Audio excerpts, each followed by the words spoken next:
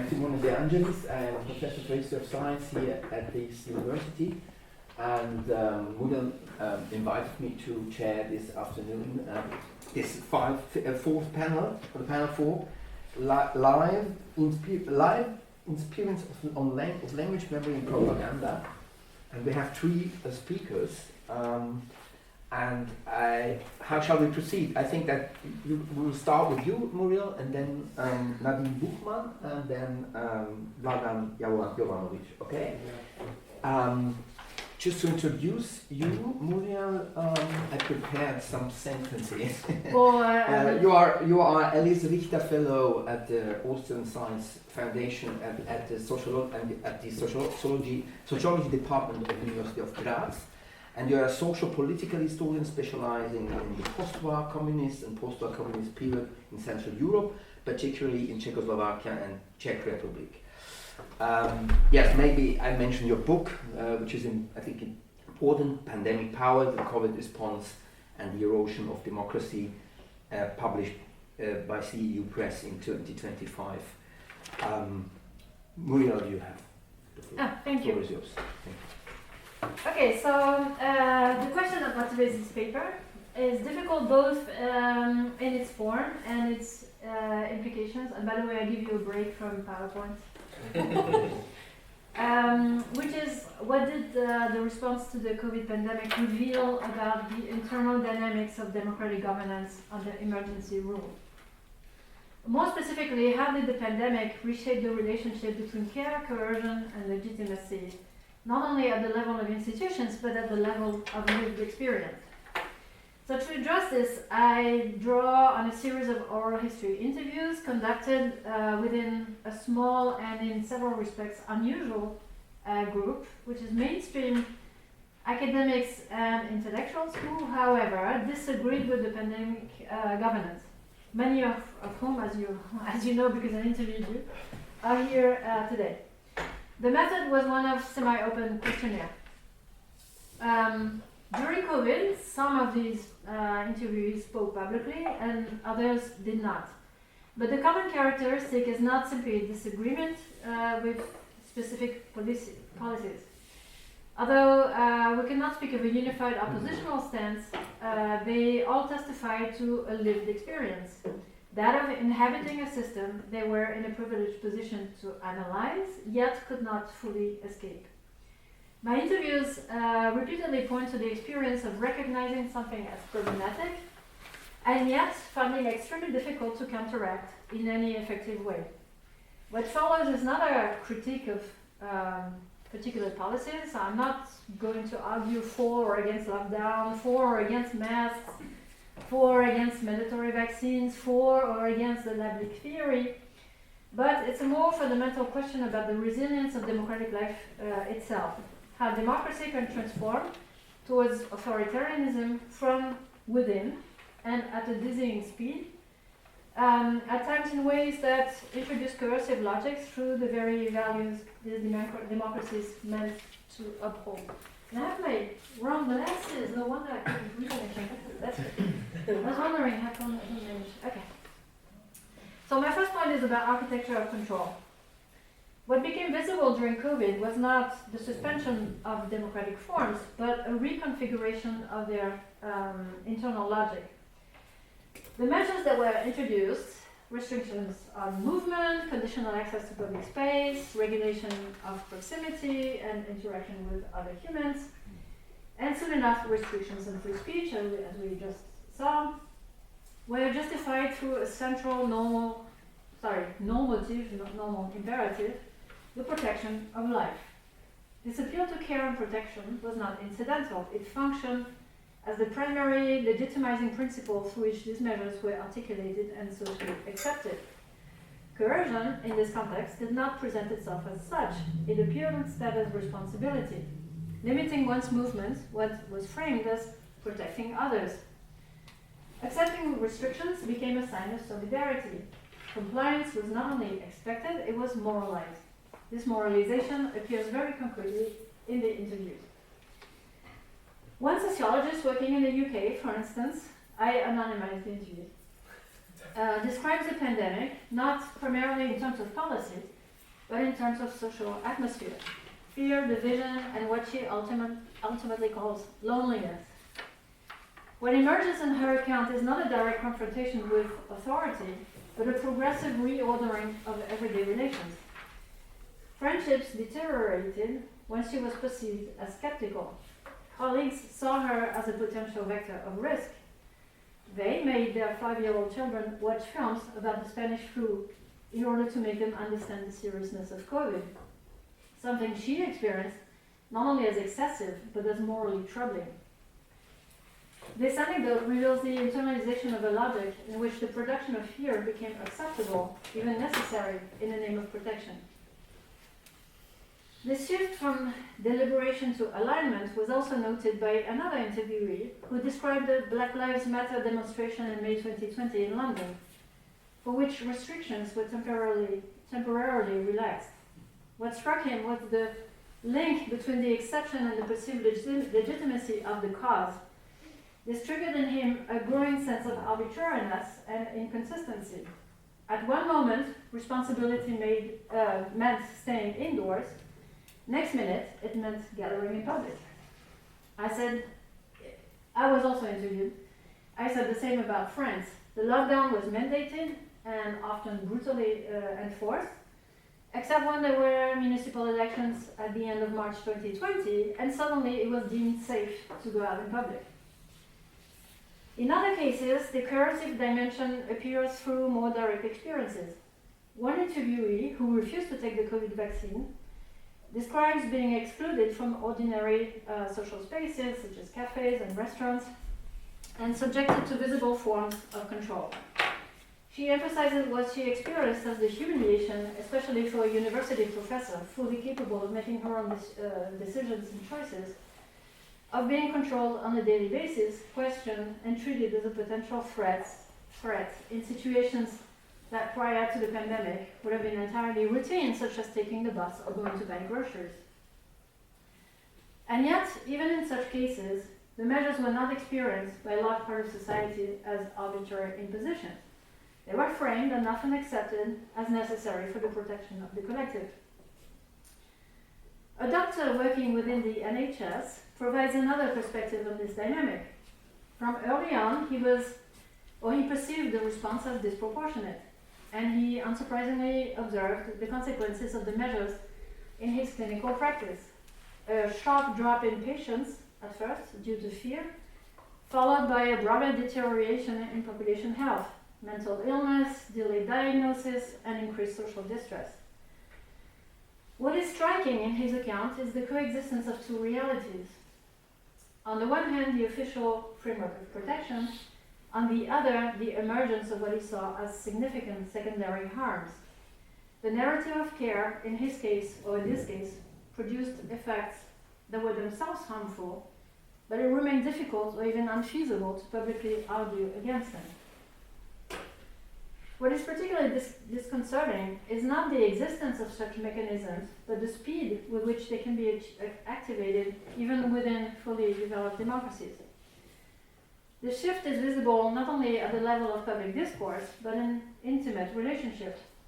One interviewee captured it when she described how people, even life partners, who had been 1 millimeter apart in their views, suddenly became 1 meter apart. What changed here was not only opinion, but the structure of interaction itself. So I move now to my second point about the sociology of compliance. This rapid alignment was not only the result of direct enforcement, it was facilitated by the internalization of expectations, by the sense that certain behaviors are required, and that deviation from them carries not only practical risks, but moral implications.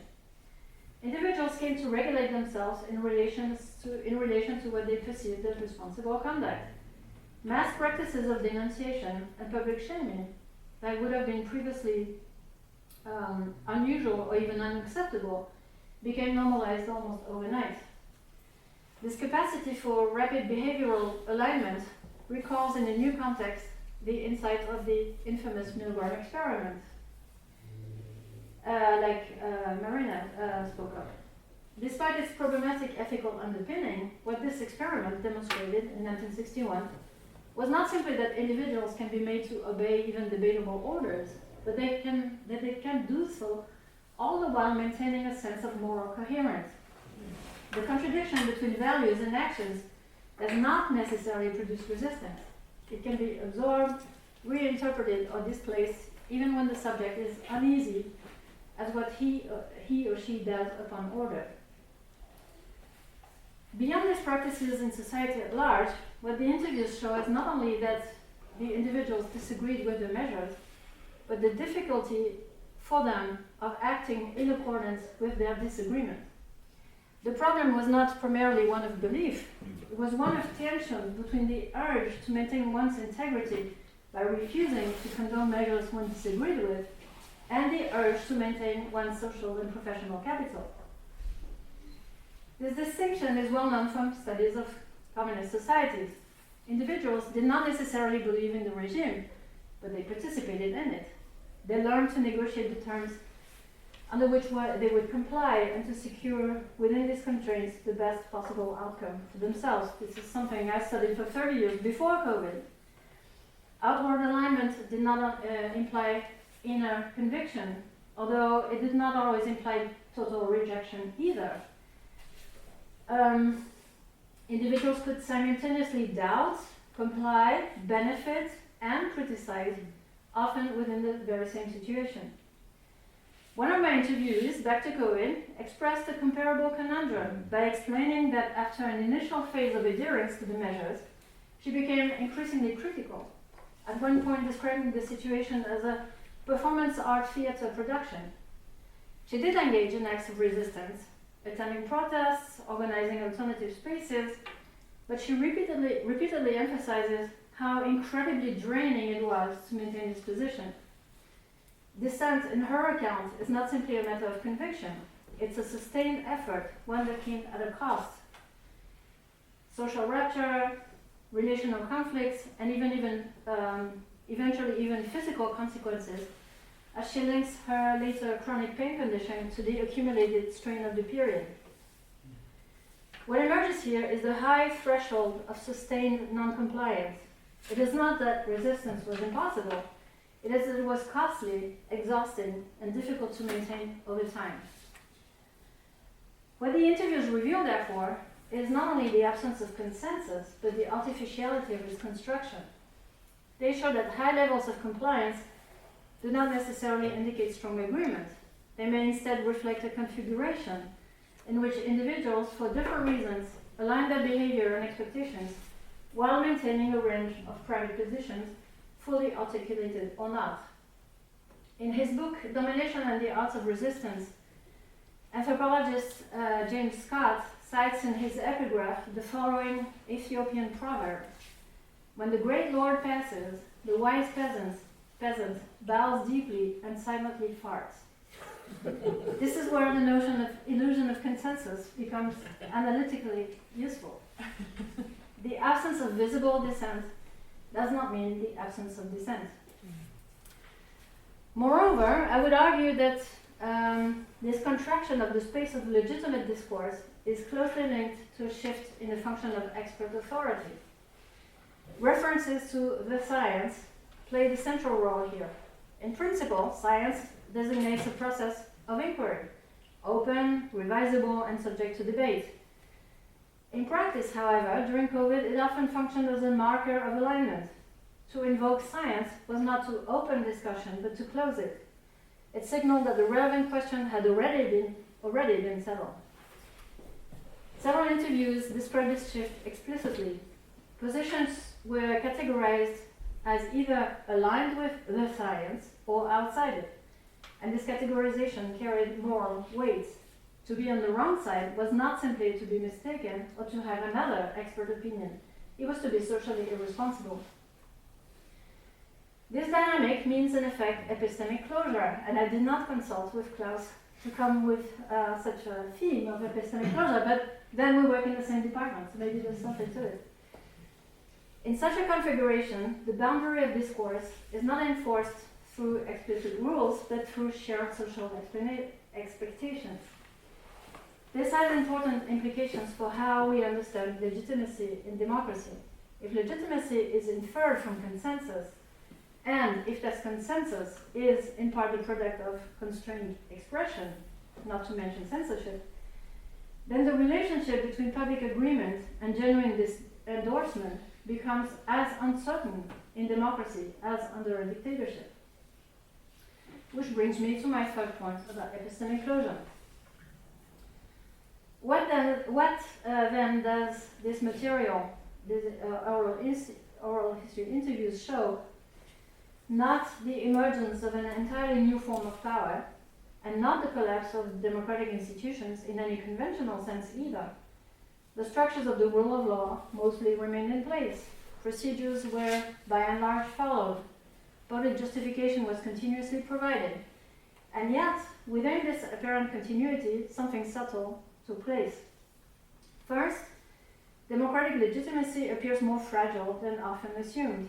The COVID situation showed that it does not derive simply from institutional continuity, nor from high levels of compliance. As both the interviews and international comparisons suggest, compliance can coexist with silent disagreement, hesitation, and unarticulated dissent. Second, emergency rule does not simply introduce exceptional measures. It redefines the parameters of what is considered acceptable. When care legitimizes control, when civic virtue stabilizes it, and when dissent is made difficult to articulate, what was once unthinkable can become normalized very quickly. Third, the central challenge for the future of our democracies may lie not in overt repression, but in the gradual transformation of the conditions under which opposition can exist at all. If it is to become socially discredited, cognitively difficult, and publicly stigmatized, it is, in effect, decommissioned. And this perhaps is the most unsettling implication of all. The pandemic did not oppose care, control, and legitimacy, but it fused them to the point where coercion could appear as care, compliance as responsibility, and consensus as taken for granted. The question is no longer whether democratic systems can adopt coercive logics under emergency conditions. We have now seen that they can.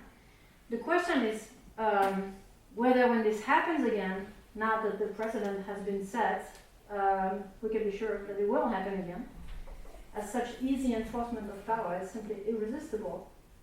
So when it happens again, whether there will be sufficient space and sufficient capacity for any resistance to exist at all.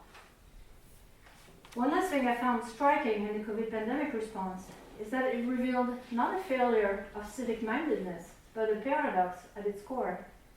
The dispositions that democratic societies cultivate, responsibility, care for others, trust in collective action, are meant to protect us against coercion. But under these new conditions, they on the contrary justified and stabilized it. Civic mindedness does not stand outside power. It can become one of the mechanisms through which power operates more effectively. This explains the stability of the COVID response. And participation and alignment, as both the interviews and historical experience suggest, can be sustained through a combination of moral pressure, social expectation, and strategic adaptation. So I come to my conclusion, and I would say that the parallels in this respect with Václav Havel's analysis of late communist societies are difficult to ignore. In The Power of the Powerless, Havel describes a system that is maintained not through universal belief, but through compliance and accommodation to the rule. Individuals participate not necessarily because they're convinced, but because the conditions make participation a more viable option than resistance. And my interviews suggest that a structurally similar dynamic emerged in our societies too. They describe not heroic resistance, but something more fragile, intermittent acts of dissent combined with periods of silence, adjustments, and compromises. Under sustained pressure, individuals do not resist continuously. They hesitate, adapt, and make concessions. And in doing so, they may come to feel that they are in part reproducing the very system that they question. Incredibly, considering they were part of the very few who opposed the COVID measures within the liberal academic world, my interviewees often felt something like guilt for not doing more. And this kind of guilt was known under communism too. Havel describes this condition as a form of what he calls auto-totalitarianism, a system maintained not only through external constraints, but through the internalization of its logic by social actors. The relevance of this concept in our case is not to equate the COVID regime and the communist regime, but to illuminate a shared mechanism. And there is a last parallel with the communist dissidents to be made. It's the sense of futility which repeatedly appeared across the interviews. Several participants described their attempts to resist, through speech, in writing, or through action, as having had little or no effect on the course of events. This experience is in many ways demoralizing, and yet, as Havel also insists, the significance of such actions cannot be reduced to their immediate effectiveness. The example of Charter 77 suggests that the value of dissent lies not only in its capacity to produce change, but in its ethical dimension. Not fully aligning and maintaining, even intermittently, a distance between what is required and what one is willing to accept has a significance that exceeds immediate outcomes. It will have left a trace, as we'll have this conference, I hope. Thank you. Thank you.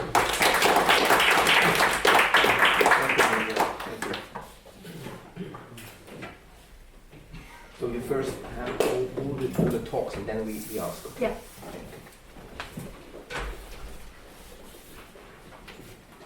Yeah, the next speaker is Nadine Buchmann. She's a German language lecturer at Oxford University. Starting in 2020, she has been collecting thousands of screenshots of Twitter exchanges that capture some aspects of the COVID response. And reading your abstract, I infer that she's polyglot, and we tested it before. The more languages you speak, it is the true. better you will understand my presentation. Yes, that's half of it, but it's no, it's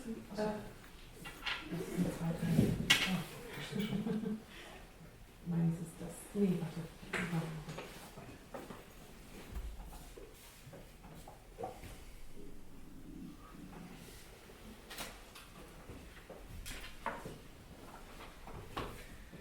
Right, so one of the examples from my archive, as I call it, is this one. This is just to give you an impression of the kinds of things that I collected.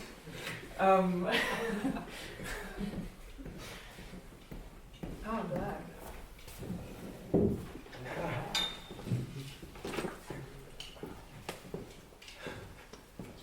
I'm going to start with novelist. I haven't read the apt. The basic tool for the manipulation of reality is the manipulation of words. If you can control the meaning of words, you can control the people who must use the words. So file this away in the back of your mind.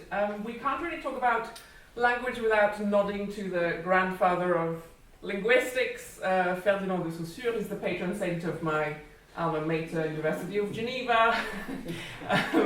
Structuralism, which emphasizes that meanings arise from the relationships between signs, not from inherent truths, and meaning exists within a system of differences, and meaning is not fixed but relational, and if you control the system, you effectively control the meaning. So this is that. And the example here, that's the classic textbook example, is you can call people either freedom fighters or, in our case, science deniers, and this will change how you perceive them. And I'm going to move on to one of the theorists that I used for my theoretical underpinning here, Jacques Derrida. Here he's with his, looking very handsome with his Siamese cat. And he talks here, interestingly enough, about 9/11 in an interview. And I'm going to focus a little bit on this sort of eventification of what happens. So how does something become an event? An unprecedented event. And he says that this feeling that something is happening, as I would say, is actually less spontaneous than it appears. It is, to a large extent, conditioned, constituted, if not actually constructed or circulated, and I think this is especially important, through the media by means of a prodigious techno-socio-political machine. So something happens and words start floating around, as I see it. And those words are coronavirus, and Wuhan, and then Bergamo, and then pandemic. So this is what how events sort of come into being. And unprecedented, I mean, you may remember this, I got so many emails in those times, these unprecedented times. I think it's significant that it was termed the novel coronavirus, which almost kind of, it really helped to reinforce this idea that there was no prior immunity, because there was no prior immunity possible, because it was novel. So it was this completely mysterious thing. And Derrida, back to Derrida, he makes a distinction within this event between the thing itself and the impression that it leaves.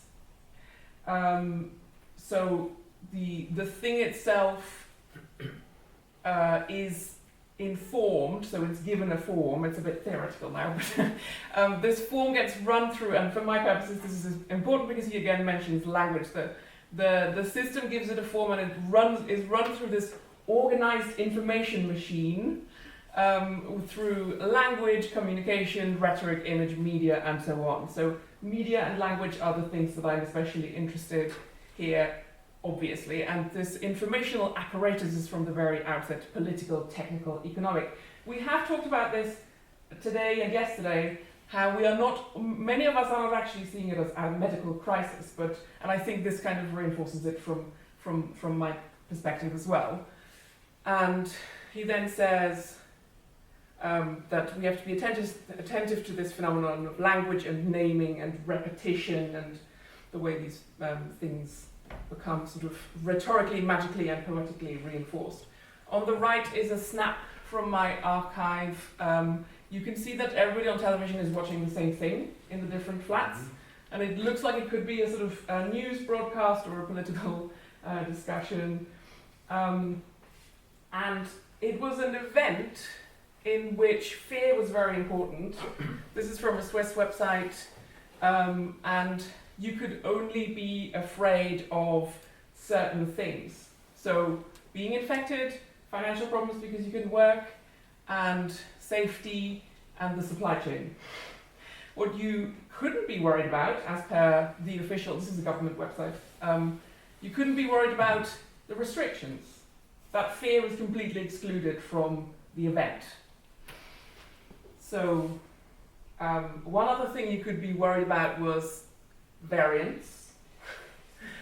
And this is from my archive, and it shows that variants became a Google trend in the same week that the Pfizer vaccine got emergency authorization.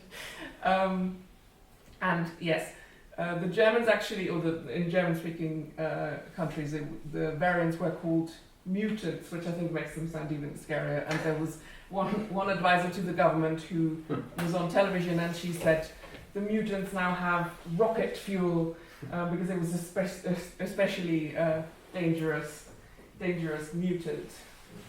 One quick word on images versus words. I think it's relevant that, one question that I would like to really have answered at some point is what happened to the fainting Chinese?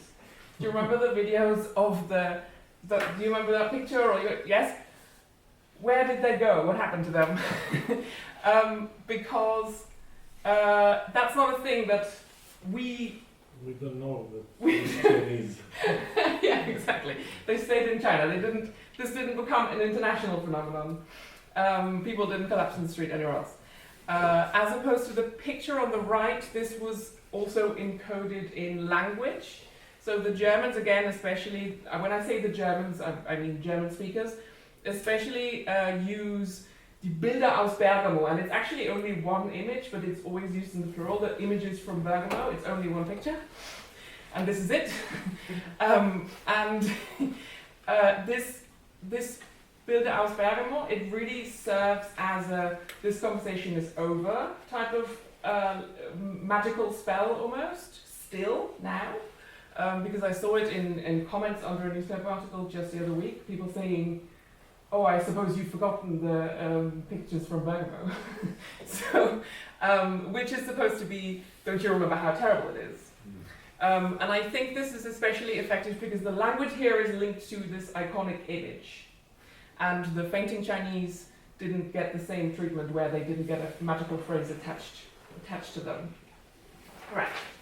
No, sorry.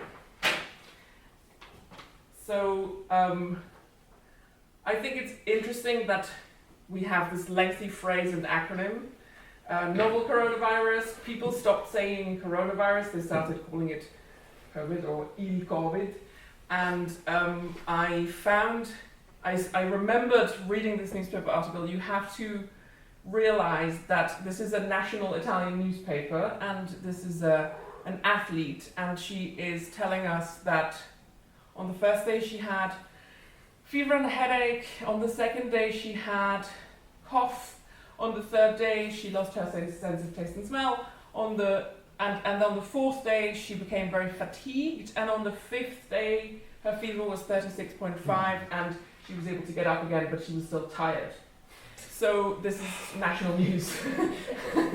And her explicit message to the people her age, so late 20s, is be careful. So the language really lets us down here because this is such an obvious disconnect between the language that is used and the importance that this is given, right, in a national newspaper. So, yes. I want to lean on another theorist briefly to invoke the invention of traditions, so a set of practices governed by rules, ritual or symbolic nature, inculcate certain values and norms of behavior by repetition, which automatically implies a continuity with the past. You may remember that the Spanish flu was mentioned every now and again in the sort of once in a century crisis. This was really an important establishment of the logic. This is as bad as the Spanish flu. It's almost 100 years ago, etc., etc. The example that Hobsbawm makes is Royal British Pageantry. Here's Tony Blair, and the woman next to him is looking quite pleased with herself. Order of the Garter. So this is the example that the theory is linked to in the book. I'm linking it to, and I want to show how it was enacted linguistically again, in the sense that the UK was pretty no-masky in the beginning. It was, they were reserved for health care workers, and you couldn't take them away from these poor people. But then in July, when people were supposed to go shopping again, the way it was phrased was, it will make you confident to go shopping. So people need to be confident to go shopping. So yes. So what's the function of these invented traditions? Establishing or symbolizing social cohesion, and so on. A very brief note on memory and language, just again to highlight that this is from a book called Theories of Social Remembering, remembering more in the sense of, memory more in the sense of remembrance, which I think we're sort of entering into this phase now. Language is mentioned in all three of these quotes. The cultural construction of language is, and in order to be transmitted, a memory must first be articulated, so language is important. Yes, sorry, these are just two illustrations from my copious archive. Habit memory is another facet of this memory. This is how I bring together the invention of tradition and memory, a habitual knowing that allows us to recall the signs and skills we use in everyday life. This kind of memory, like all habits, is sedimented in bodily postures, activities, techniques, and gestures. And this word gestures reminds me of what the French called this new repertoire of behaviors that became very habitual and very sort of penetrated very, very far into daily life. Les gestes barrières, and the idea here is this is what we're doing now. And I think we can say that people, we said this before, people changed their behavior anyway just because of the colossal sense of threat that was sort of floating about, but they were looking to leaders for action, for leadership. And what they got was pictures and language. So this is from Switzerland again, and it is, you can just see on the left is February 2020. This is classic public health stuff. Wash your hands, do this one, and stay home if you have a fever and a cough. And you see how many more icons there are on the right. 1 year later, it has really, really become, and what I find so fascinating about these is that any sense of illness has almost been removed from the one on the right-hand side. So the left-hand side says, stay home if you have fever and a cough. And the right-hand side says, stay home if you have a positive test. So this could serve as maybe limited evidence of the crisis developed into something that was kind of almost removing itself from a medical scenario. And interestingly, the first icon is see fewer people. See fewer people. See fewer people, yes. Meet fewer people, yes. I want to say something quickly about the maybe outsized importance of the of the Anglosphere in the language that was used. Derrida is going to help me here again.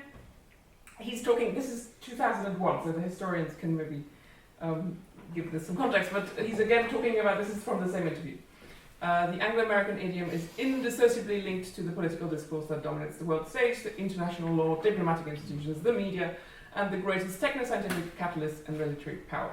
I think where we can see this is the famous hammer and dance thing. I would like to hear from speakers of all kinds of languages whether this was introduced into your national discourse and or if it was translated. To the best of my understanding, pandemic of the unvaccinated is originally a quote by Fauci, which was then rapidly, I mean, the idea was sort of floating around, but he, to the best of my understanding, he gave it this word, these words. So, and I think this is important. I mean, at least for my purposes, I think this is kind of, the idea becomes sort of, it coagulates around the language in that sense. And then, of course, within the Anglosphere, there were some interesting idiosyncrasies. I think the focus on hugging was particularly extreme in the UK. I think it's from 70s, May. Ask any of the Brits here what the significance of the Scotch egg is. Is it a meal or not? Sorry? Is it a meal? It was a meal. It's substantial. Yeah. Let's talk about it later. Over a meal. And the BBC at some point gave hugging lessons. Again, afterwards, please let me know if this was a thing in your countries as well. I feel like the focus on hugs and hugging was also in my exchanges, in personal exchanges, was something people were talking about hugging and how they hadn't hugged anyone in months, and it was a sort of particular national obsession. My impression is that journalists saw their role as educators of the public in all these new important concepts, like what's the difference between infection fatality rate and case fatality rate, and the mutants as well. I mean, the variants. When did you last worry whether or not a virus had mutated?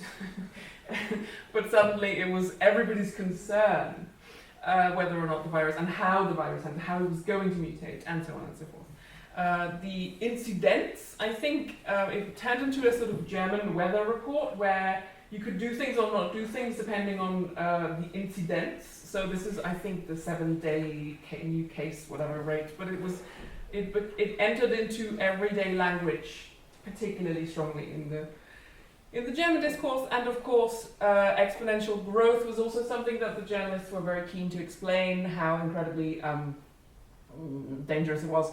And the prevention paradox, the poor abused prevention paradox. And my screenshot from the archive here says, this is a critic.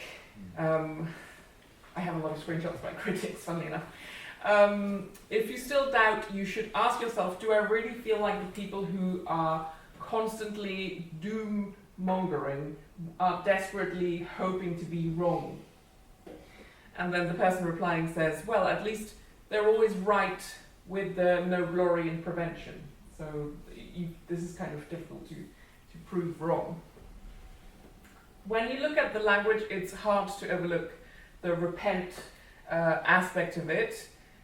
Here's one of the prominent critics of the restrictions making fun of the use of the word the numbers. So the numbers, if they go up, so this is about Carnival. If the numbers go up, it's because of Carnival. If the numbers don't go up, it's because Carnival was outdoors.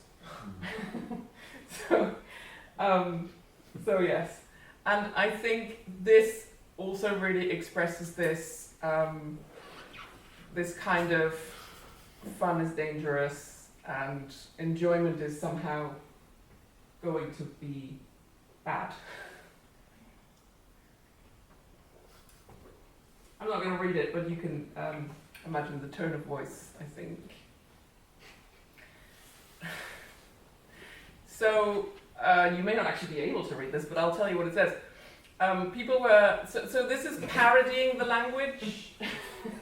This is parodying the language that was used because people started posting a lot of pictures of groups. You know, and this is someone saying Hyde Park 10 minutes ago, posting a picture of a beach in, by the way, March 2021. So nobody was going to the beach in March 2021, but you know, this is a parody. And then the second person says, when did Hyde Park get to beach? And the third person says, 10 minutes ago. So yes, this is how I entertained myself in March 2021. And I think this one's really interesting. This is Canadian Prime Minister Justin Trudeau saying, starting this Sunday, non-essential trips to some destinations, Mexico and Caribbean, will be cancelled. And this is 29th of January 21, which I think is when every Canadian wants some sun. And one of the British critics here says, notice the reference to sun destination. Joyless Puritanism is a big part of their movement. Now, I'm going to tell you what this German person says the conditions should be for opening pubs. And then you tell me whether you would like to go to this pub. 8 a.m. to 8 p.m. opening, no alcohol, only sitting and distancing, ventilation concept, disinfection concept, presence list, and the whole thing is monitored by local authorities and the police. Does this sound like fun? Oh, really? Already? Okay. If you were interested in absurdism, you could have a lot of fun during this time. So the language that is used here is usually, so the police is coming down really hard on gangs of heavies, or otherwise known as children's birthday parties. And if you read this, I mean, I'm not going to be able to explain, I don't have the time to explain, to sort of savor the German. But it reads like parody, but it was very, very serious. It was people in a restaurant eating together, and they are being described in sort of lascivious, you know, libidinous tones as not behaving properly. I think it's interesting that freedom versus freedoms was used. It was a lot about when do we get our freedoms back. And I think that making it countable makes it negotiable, and freedom as a value is very keenly felt in its absence, but it's difficult to defend, as evidenced by the Civil Liberties Union that was saying vaccine mandates actually further civil liberties. So the language here, you know, how do we argue against this? Because what they're essentially saying is we are including a minority that is blameless, so the vulnerable and people with disabilities and children, and we are excluding this other horrible minority that is the unvaccinated. So this is another one. And I got this all staff email saying from Queen Mary University, where I was working at the time, groups of students congregated in buildings and not abiding by the social distancing rules. And the subject line of this email was antisocial behaviour in buildings and on campus. So I got into a very long fight with them about this. But this is just to illustrate what do words mean, and what do words, you know, when if you use antisocial behaviour to say students. Socializing. Yeah, exactly. Maybe the last point that I'm going to make is that I thought it was really interesting that Italy and the German-speaking countries, that Germany especially, I think in this case, came up with this cute nickname for the vaccine that was specifically used to mock people who were scared of getting it. So we have punturina in Italy that was used, and kleiner peaks. So peaks is like a sort of pinprick, as opposed to, I think jab, it's interesting that jab was used before, like flu jab, and jab at least has a sort of, there is a sense that it's something quite violent at times, but this kind of kleiner peaks was just making it sound incredibly harmless. Why would you be scared of this? Just do it, basically. So yes, and yes, the Green Pass thing, it was told to Italians on national news that the Green Pass meant freedom, and that they had more freedom in Italy than in the UK, where they didn't have the vaccine passport. Again, what do words mean? And I don't really want to go into this much because we've already talked about the religious dimension, but maybe we can come back to it in the questions. I just think it's interesting to raise Derrida again here. The phenomenon of credit and accreditation and belief is an essential dimension of an event. So this is an accredited event and you're not participating. Why are you not participating? What's wrong with you? Are you a science denier? And I'm just going to very briefly mention that what became the established term in the French-speaking environment, or at least France, was la crise sanitaire, and previously to 2020 this meant completely different types of crises. So I did some Wikipedia sleuthing to show you this. It was things like the earthquake in Haiti, an oil tanker spill off the coast of Galicia, and it's actually the crise sanitaire Wikipedia page is French, and all the other languages, 8 languages, are modelled on the English one, and the French site comes from... His regime is one of the most decadent political projects in modern Soviet history in terms of corruption and criminality. And despite his role as Milosevic's Minister of Information, Western actors reframed him in 2012 as a reform leader. And of course, in return, he aligned the system with external priorities, cheap labor, resource extraction, and so on, while limiting internal freedoms at the same time. And this hybrid stabiliocracy rests on strong external support, especially from Brussels and Davos, as you can see. But he was also supported from Moscow, Beijing, Washington, and other power centers.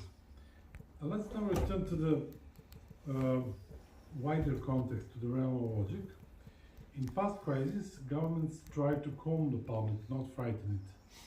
That is why the strong reliance on fear during COVID raised some doubts. At a moment when the natural sciences offered no clear answers, alternative interpretations began to surface within the social sciences, linking the crisis to deeper problems in capitalism or liberal democracy.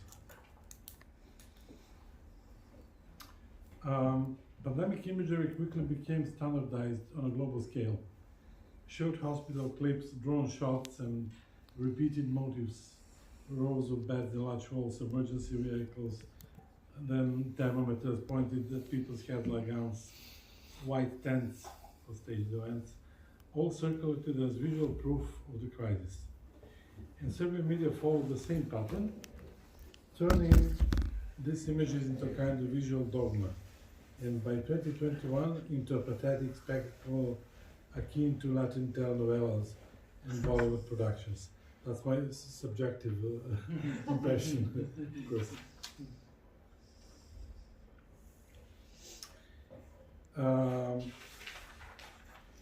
Media coverage relied heavily on apocalyptic symbolism, coffins, body bags, mass graves, and crematoria, often without clear sourcing.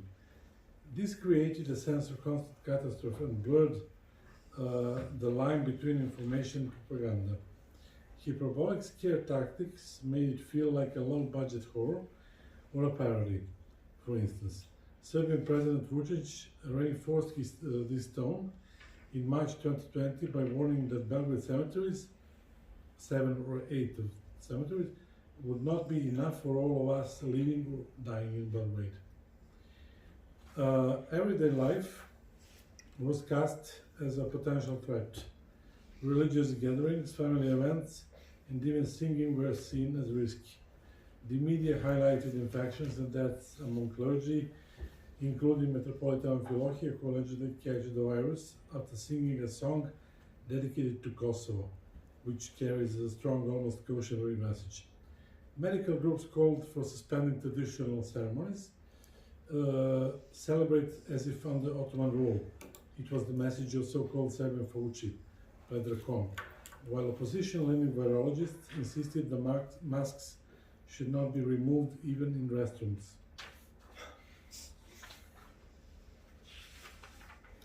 Media focus shifted to high-risk groups such as pregnant women, babies and teenagers using militaristic vocabulary. This intensified emotional pressure, while vaccination was presented as both a civic duty and moral obligation. The unvaccinated were shown essentially responsible, a kind of civilizational waste. The then opposition figure, the former president of the Democratic Party, now is Serbia's ambassador to the United States, shared a photo of his son under a syringe needle, urging all teens to get vaccinated. And in September 2020, the Minister of Education proposed removing children from anti-mask parents, which... Oh, God. Yeah. Among public figures, COVID infection became a form of status symbol, and gratitude to the so-called heroes in white was widely emphasized. Sharing illness came to be seen as an act of responsibility, while the media turned it into a flamboyant performance, almost like a fashion show. And at the same time, repetition of this pattern began to generate growing skepticism. Healthcare workers were elevated to symbolic status. Their white hazmat suits, often marked with handwritten names, became iconic, and they were treated like celebrities. Some narratives even became surreal, with a veterinarian running a COVID hospital of 1990s, or 1990s criminals such as Christian Golubović promoting vaccination and using expressions from his professional career, bullets, stabbing, and so on. In this revival of Milgram's obedience experiment, older people in Serbia, pensioners, were permitted to shop only between 4 and 7 a.m., while after 6 p.m., taking out trash in black bags was banned.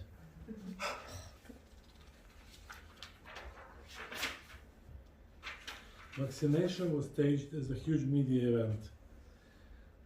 Billboards and public appearances promoted vaccination in shopping malls, transforming the process into a visible performance.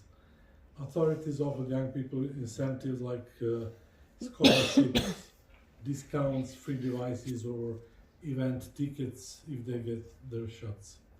And the entire propaganda was synchronized across government, opposition, NGOs, and media. And on April 4th, 2021, 3 leading opposition parties called on citizens to get vaccinated. In fact, Serbia's COVID campaign began to shift by late July 2020. Opposition outlets, NGOs, and institutions aligned around the narrative of responsible compliance, often using dramatized, warlike language. They supported mandatory vaccination for children and pregnant women. At the same time, funding structures such as USAID, the German Marshall Fund's Balkan Fund for Democracy, supported media content and promoted panic-inducing propaganda. By the way, I asked an opposition leader who funds this intimidation.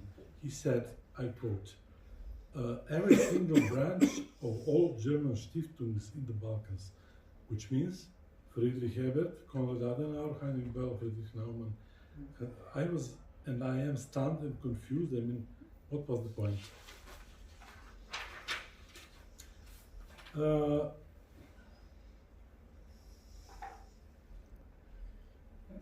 Okay, this should be. This is not Batman. This is a bat. I extracted the most frequent words from titles during 2021-22, and the new pandemic vocabulary entered everyday life. Terms like invisible enemy, red zone, cytokine storm became widespread, contributing to a climate of constant anxiety. And media saturation reinforced this effect, turning technical language into part of daily speech. Antibody counseling became a kind of fashionable and patriotic duty, amplified by influencers on social networks. Fear escalated rapidly alongside a kind of mass hypochondria, especially through TV coverage. Junk science was persistently spread through daily headlines, beginning with a study shows, study suggests, study finds, study warns, and so on. In this context, fear became a powerful political tool.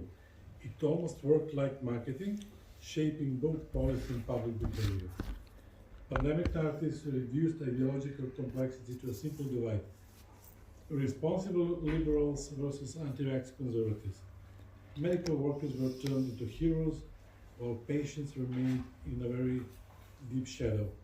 Media pressure magnified small details, distorted statistics, and spread panic. But over time, constant messaging produced fatigue and then resistance. It also unified parts of the intellectual scene, including some who moved to a form of pandemic worship. At the same time, it pushed others from different fields and backgrounds toward a more detached, cross-disciplinary reading of the pandemic. And in a way, that is exactly what we have been doing over these 2 or 3 days. Thanks to Muriel and her enthusiasm. Thank you for your attention.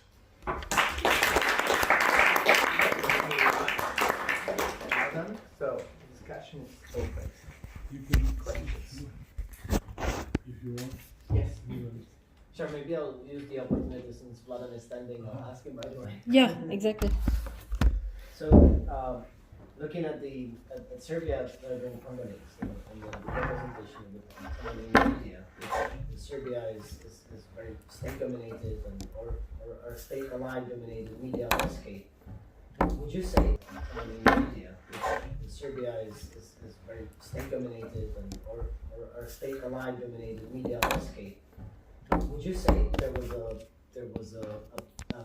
an beneficiary of this convergence of propaganda of the vaccination, better Russian vaccination and Western vaccination? Was it I'm a beneficiary. It deepened political crisis and made Alexander Vučić stronger. And I'm very pessimistic about the Serbian future in political sense. Yeah, thank you, Vladan. I teach a class on COVID, and I showed some of the same kind of footage you were talking about, the vaccination, about the promotion. I think I mentioned it to a few people over the last couple of days, to students this year, and I asked how they would describe it. And instead of propaganda, one of them said advertising.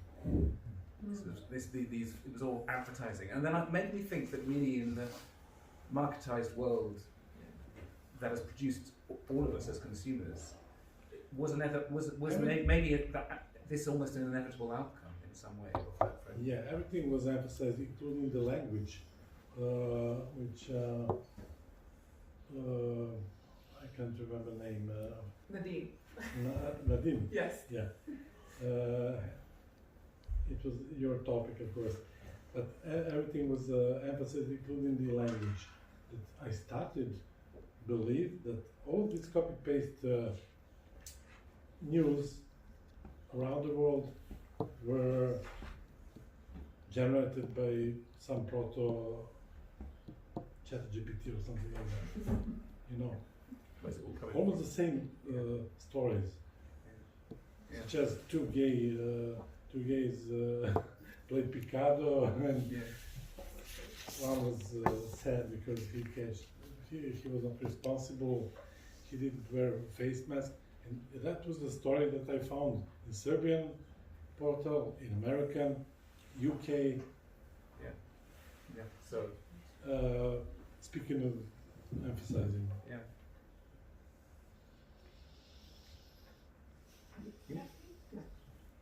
Thank you. Maybe for Nadine, but whoever wants to answer. Stories from Italy. Yes. The Green Pass, thank you for mentioning it. I had this cognitive dissonance, why is it a Green Pass if it's really restricted? We put a label on it, now it makes sense of it. But now, what we have in Posta Italiana, this plastic window. So actually we have consequences which are long-term of these measures, which are not just words, but it's also objects and how we organize ourselves in society, and also at train stations. It's so annoying, these plastic doors, and now people checking the train tickets several times, and now they do the same in Spain. So it had a lot of implications, the language, but then it somehow transitioned into actions. And to come to my question, which is not related to that observation, in the Vedic philosophy there are layers of speech. So the words are the most gross layer.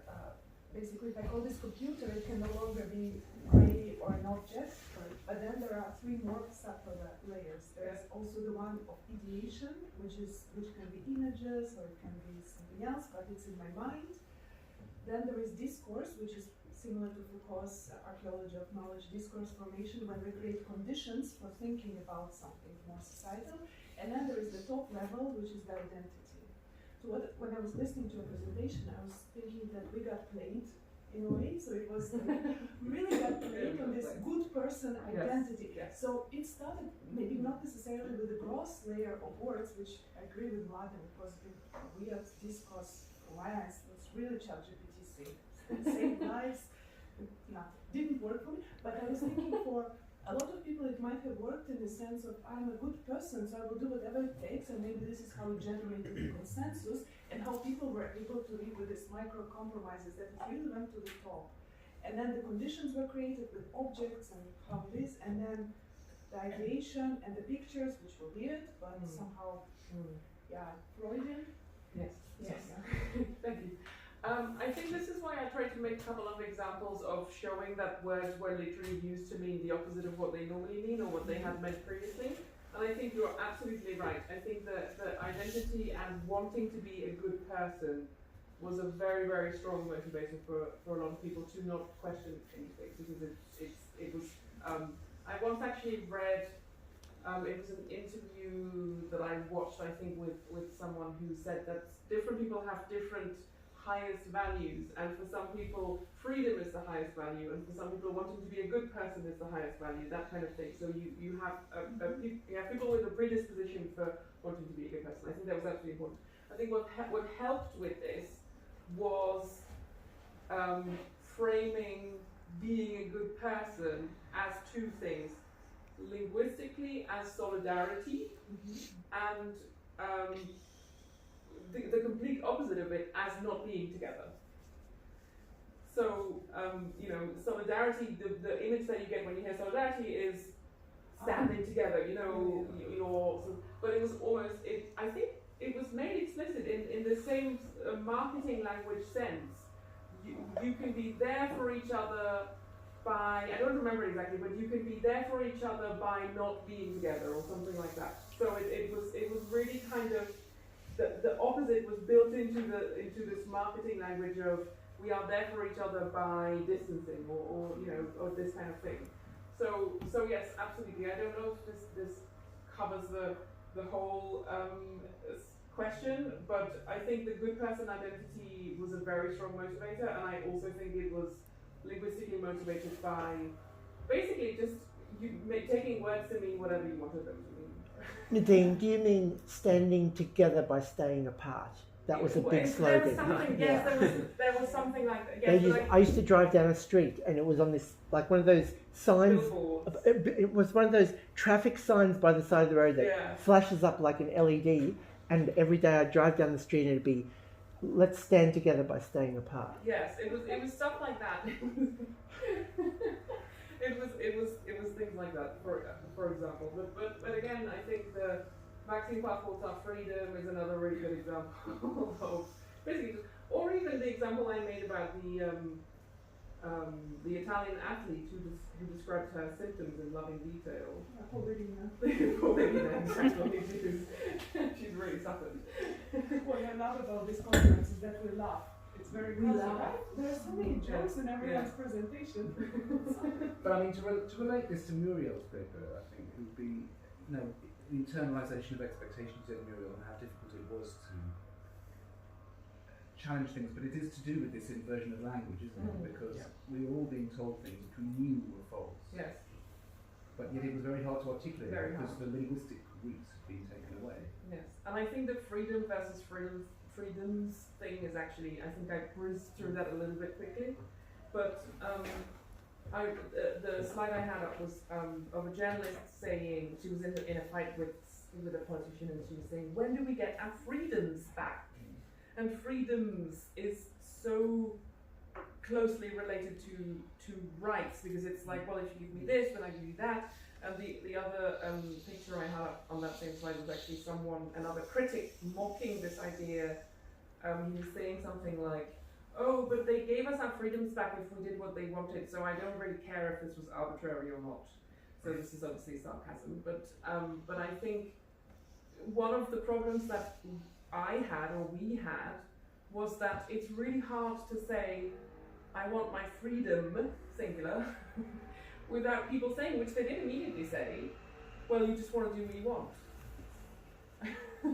Whereas, as soon as you enter into this negotiation of saying, well, I want my freedoms, well, which ones and why, and what are you willing to give in return, and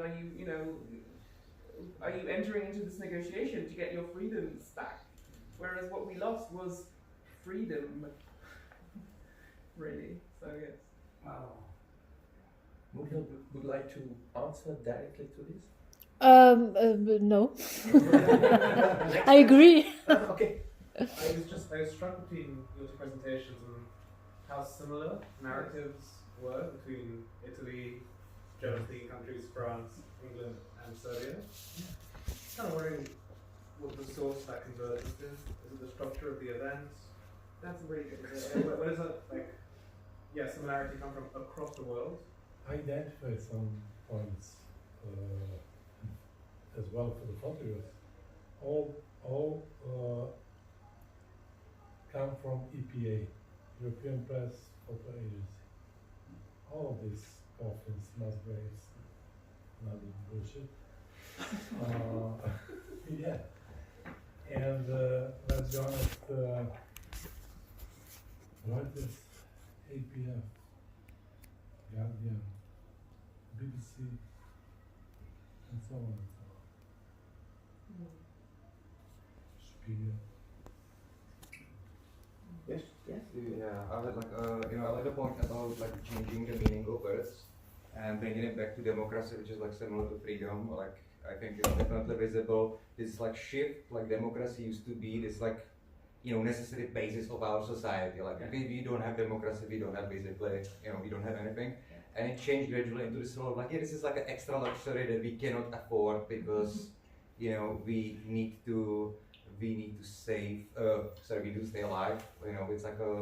something for the rest, and I think it like leaded to there should be this difference of like when you are criticizing something.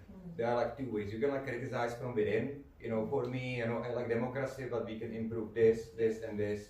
You can say like old-fashioned Socrates approach, or you can be this like democracy doesn't work. We need a strong hand and all that. And because this shift in the meaning of democracy happened, like I think like the separation between these kind of critics is like no, you are criticized, so you are basically outside of the consensus. So my question, which is supposed to be one, like if you can see like this shift of democracy, like basically being at a global level, or there are differences in different countries. I think that's a fantastic question, and I'm really glad that you brought this up because actually one of my interests has also since then become. I'm not going to speak for the entire world, but I'm going to. I have become quite interested in political discourse in Germany, which, as everybody knows by now, is not really where I'm from at all, actually, but culturally, so because I'm a German native speaker, I'm sort of, German adjacent. And I think exactly what you're mentioning has been happening, especially in Germany, where democracy has become something that very specifically excludes the AfD, for example. So it's like, I was actually struck by this. Wasn't the 20 whatever the hell when Trump was re-elected? Wasn't that framed as you could basically only vote for one of these candidates to save democracy?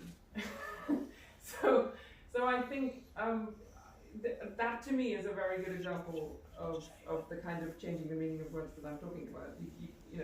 Because if you're saying here's an election, a democratic election for all intents and purposes, here's a democratic election, but you can only choose one because otherwise you're endangering democracy. I think that's very obvious. I mean, to me anyway, that's very obviously nonsense. I would like only add like again and again and again, like Macron one more time, the same case in the Czech Republic, like saving democracy by voting the same people, the same party till, like I don't know what, but it's marketing again, isn't it? It's marketing, I think. So yeah, thank you for that question. You? Yeah, I have a question to Muriel. So it seems to me that all your respondents were basically they hold the liberal values, which the liberals, people who label themselves, to call themselves liberals, abandoned. And so what we have been facing is this kind of new collectivism which liberals embraced, and they left the value of individual freedom aside. It's no longer part of the liberal repertoire, just striking and really worrying. So first question is whether it started before pandemic, and again pandemic simply amplified the process, or whether it was novel, something new to pandemic. And another is related to your parallel between dissidents under pandemic and dissidents under communism. And what you said seems to me that people, the dissidents, found some kind of dignity in simply being the center.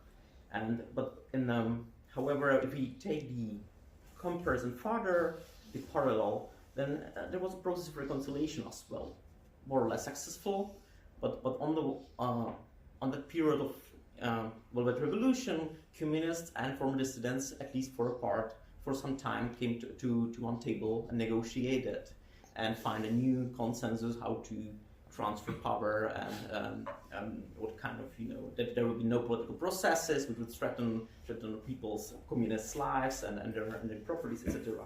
So what's for you personally the reconciliation between the possible reconciliation between those who were dissenters, who were labeled as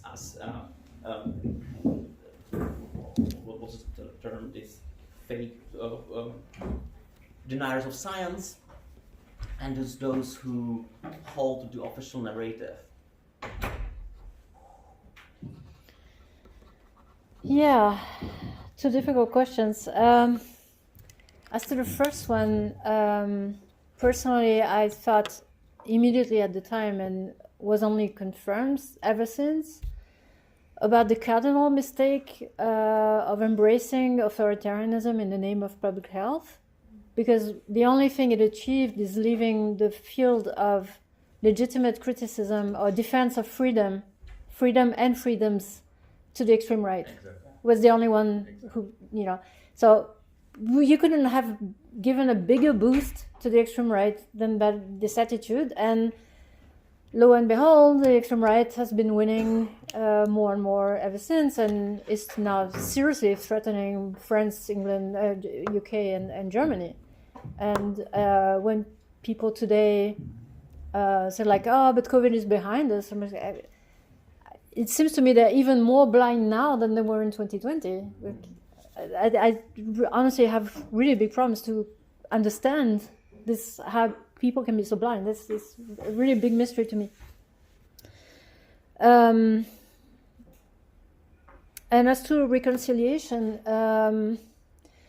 what I've been myself striving to do with almost zero success so far is to make at least these mainstream people from 2020 and the following years to at least realize this mistake, or to at least realize that maybe they meant well, and I'm willing to, go quite a long way in acknowledging that I know they don't want to kill others. I know I'm not accusing them the way they were accusing us, but that it's kind of urgent for people to wake up and realize, that we basically have been digging the grave of democracy.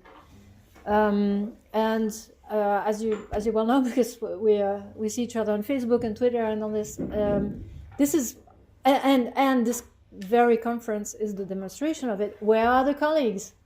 Where are the students? Where are the people who are genuinely interested in revisiting this era and realizing that we have been, cutting the base of democratic life, and it's urgent to go back to it before the extreme right seizes all the takes. So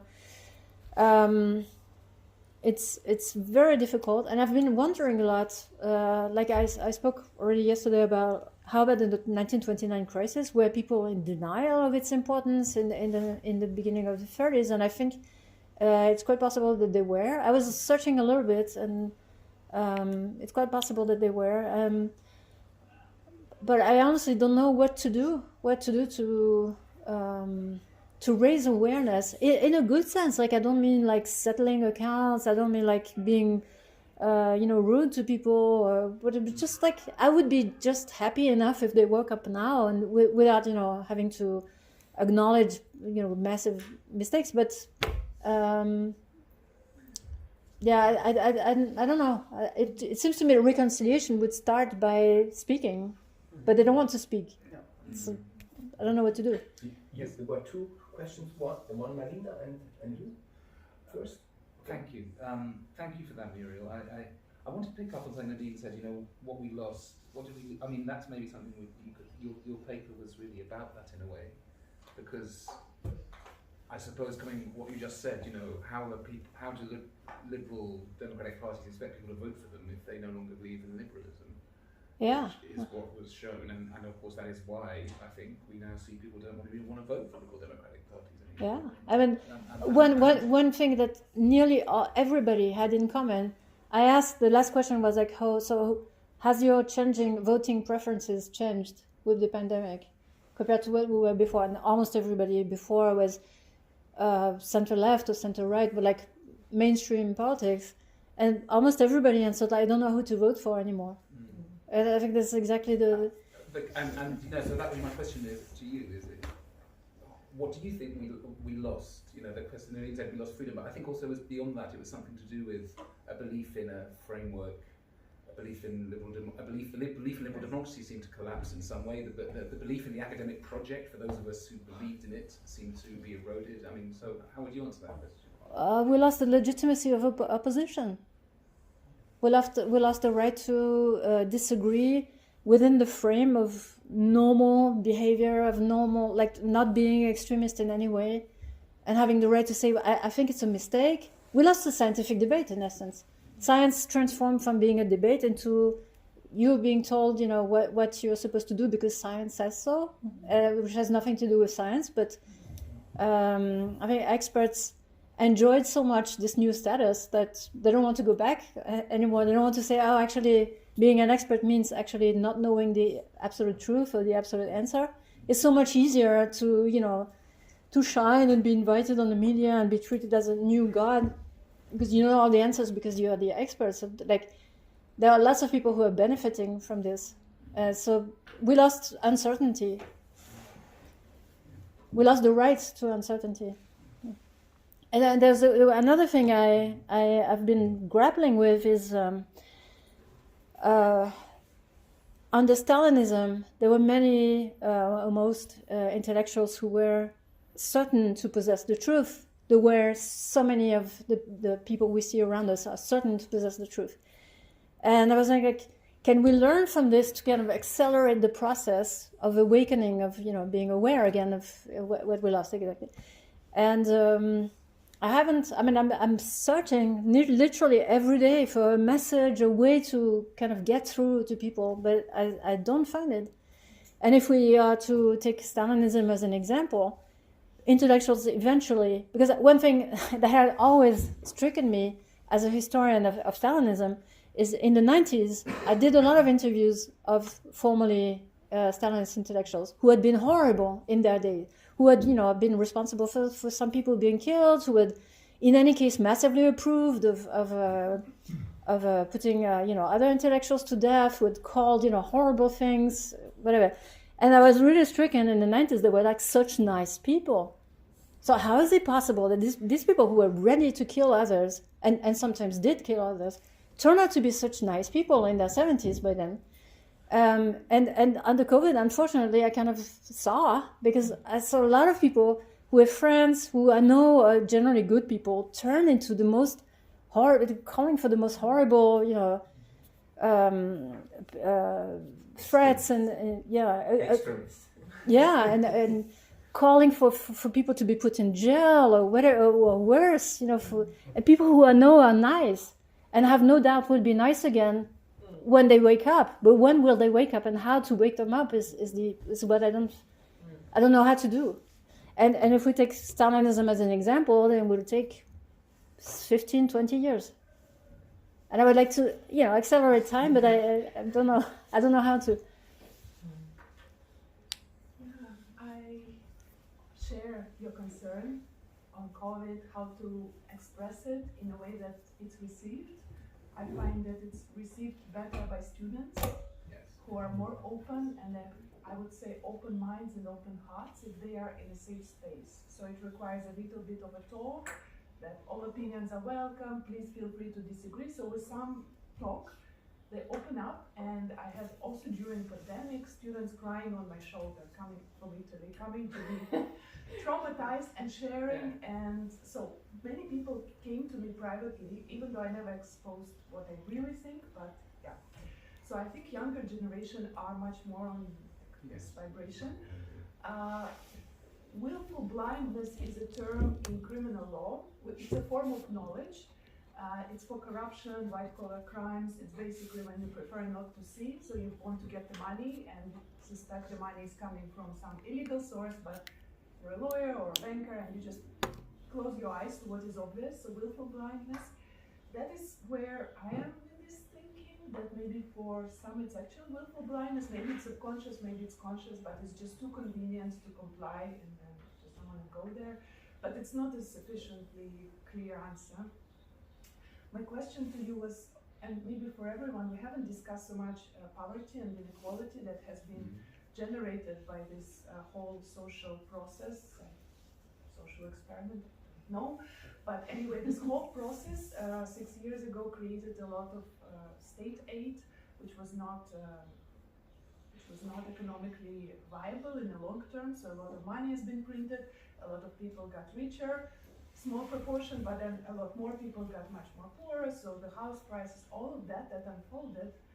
Maybe that is the way to go to talk about it right now, about economic inequality, and just linking it more expressly to the fact that COVID was actually correspondent to this crazy economic policies of printing money, and just, that we are living through very, very difficult also in academic profession. In my university, 300 people apply to 2 places, and it's not even a super famous university. So we're living in all professions. I think there's this kind of scarcity which is incomparable to what happened before COVID, and less negotiating power. I will answer to the two quickly.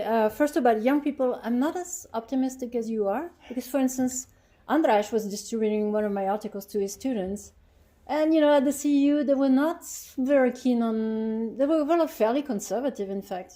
And again, where are the students here today? No matter how much I tried to convince them to come, like nobody wants to. I don't know why exactly. Is it that they don't want to be seen supporting such a? I don't know why. What is dangerous about even listening to it? But the students are simply not here, and I don't know. It's not automatic that because they are young they're more open-minded. I'm not so sure about that. And the second thing about inequality, I wanted to say that's why I'm so happy to have Toby here, because Toby, I think, is the only one among us who was not automatically cancelled for criticizing the COVID policy, because he's unimpeachable. Like, nobody can say that it's wrong to say that Africa is suffering from the pandemic, because otherwise you would be racist. So that's perfect. And that's why we needed him. But I mean, the African case is interesting, though. You see, I mean, the reason why I think that a lot of people, although nobody has counselled me, nobody has talked to me about it either, hardly in the field, except a lot of colleagues in Africa, which it tells you everything you need to know. But there was a fear in the West of discussing this because there was a fear that it fed into the stereotype of African poverty. So it was basically a rhetorical framing which came out of fears of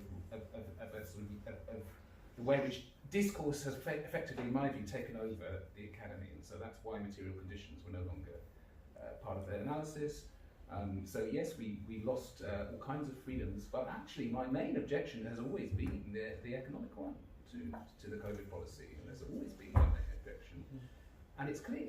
And then, of course, the consequences are the rise of autonomy. But you have never been accused of supporting the extreme right because of your criticism, have you? No. I was accused recently, actually, as you may have seen, of being anti-vax adjacent or boosting anti-vax adjacent No, I people on hadn't. Twitter. But then the person had to say, I've got no beef against your writings on the global south. Yes. Which I'm sure they haven't read. Okay. Other questions? I have an answer. I find it so interesting that I think in phrases, because that's what I do. But it annoyed me endlessly that in the UK at least, I don't quite know where this phrase came from or whether they had it in international equivalent. But the cost of living crisis, which started in.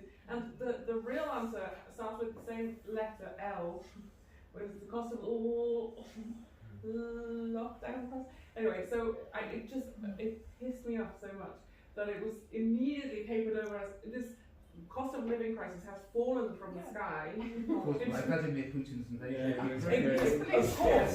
Of course. Yes. You see how that is, exactly, of course. Yes.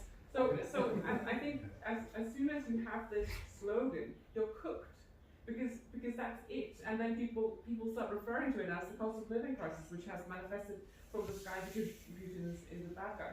So that's it. You're done. That's it. It's a very nice logical conclusion. That's the problem. Solid. That's the problem.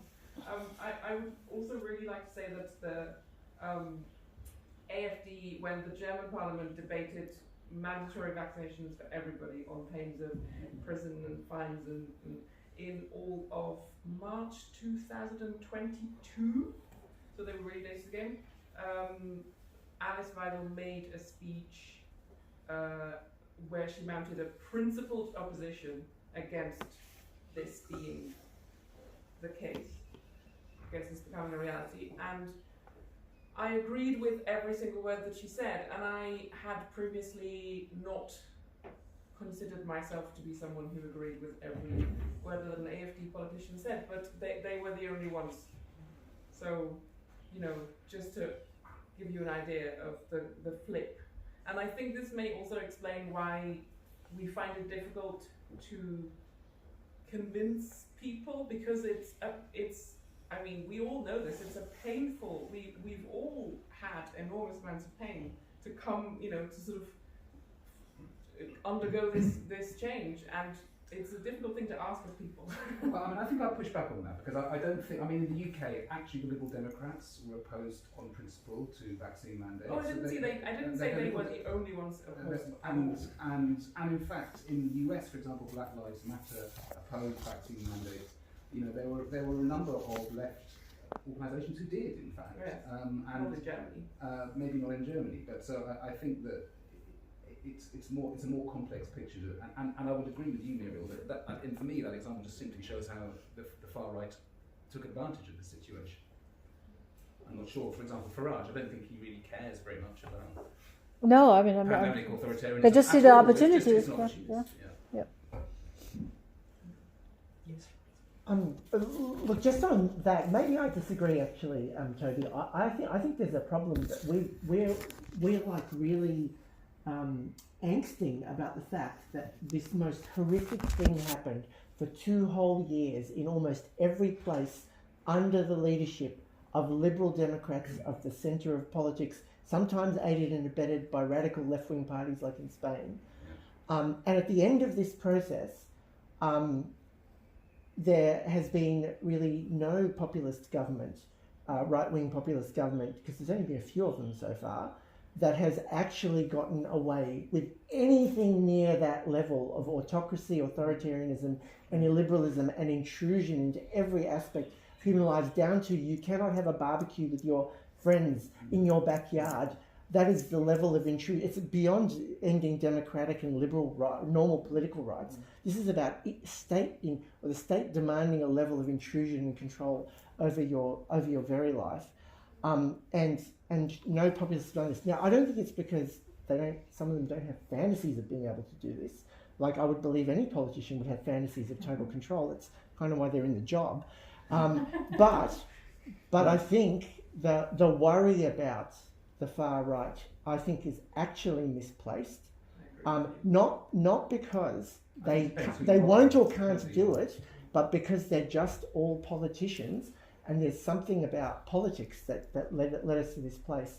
I mean, I can see them doing it as well, but right now, like, we have to keep remembering it was the Liberals, it was the centre that did this to us in almost every place. I know there are Eastern European. How is that a exceptions. contradiction? That's what we were saying. Because I think there is a real worry about the right making hay. Well, I think for me, my answer would be, am I a historian of Africa? So I would see it probably like that. I think it depends who you are. I mean, I think, in your race, if you're in America, I think you've got every right to be worried about Trump's government. If you're an African American, I mean, they're being, a lot of things are simply not entering the media. But you'd be worried about any government, but actually look who actually did the stuff that is by far the worst of the last 80 years. And that's the important thing to me. But that's only before the extreme right comes to power. Just wait and see what they will do. Well, actually, we see that Trump has done a lot of awful stuff, but it is nowhere near the scale of whole of society suppression that we are talking about. Well, except some of his policies on, for example, the teaching of history, which is coming out of the US. For example, the complete erasure of African American history and the history of slavery from museums. I mean, that is, if you're an African American, that is. I'm not arguing about whether the policies are good or bad. The scale of what was done. I think also the rule of law in the US is much stronger than in most European countries, and I can very well imagine what's going to happen in France. I mean, it won't resist long, that's for sure. But will it be like 2020 and 2021? I mean, I think perhaps there's the continuity here is that it's simply made up, as you said before, Muriel, it's made clear the possibilities for the authoritarian appropriation of the law, which happened, as you said, in 2020, which, as you said, the Rassemblement National in France seems to be throwing their hands around, and that's.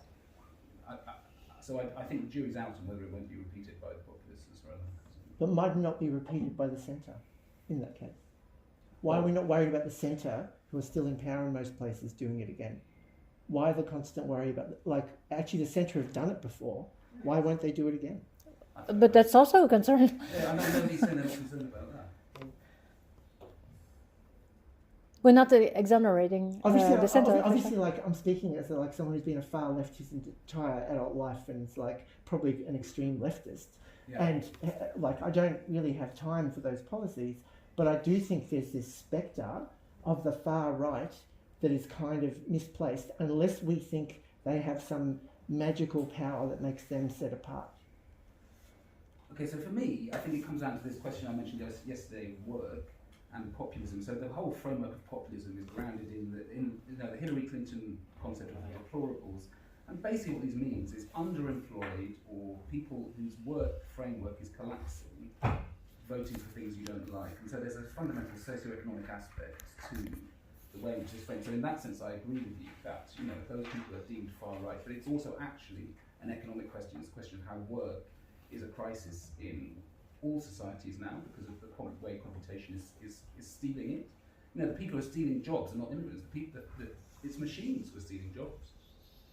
That's the reality. It's creating a crisis of work, and that crisis of work and worklessness is then, as you rightly say, being kind of centre is kind of then framing that as a sort of dangerous populism. Whereas in fact, again, it's shooting the messenger rather than the message, which is there's a crisis of the way in which societies are organised around work and the economic outcomes of that. I can add on democracy and democratic parties in the US. For me, the moment the shift was President Obama, who was very much praised and still praised by a lot of people as the hero. I had a chance to work on Guantanamo defense teams as a consultant, and military lawyers, wonderful military lawyers from the United States. They work for Pentagon, they defended people in Guantanamo, they came to Copenhagen, talked to me about what's happening in Guantanamo and what kind of torture orders President Obama signs personally, and they explained to me what is done to these people, which was with direct authorization by President Obama. And I'm not trying to discredit any of the policies, it's just, for me, it stopped all of this right-wing, left-wing, this president. For me, it's the same pot. It's like just different flavors, and it's important that the general consciousness of the population rises, because politicians represent us in some way. So for now, it's quite dark out there, and the politicians just represent what the general vibe is. Yeah. Well, that's gloomy. And it's getting worse with Trump administration setting up conservation camps. Yeah, it's like different kinds of horrible. Election, but I think my election was cheerful. Yes, that's true. Muriel? Yeah, I think we should.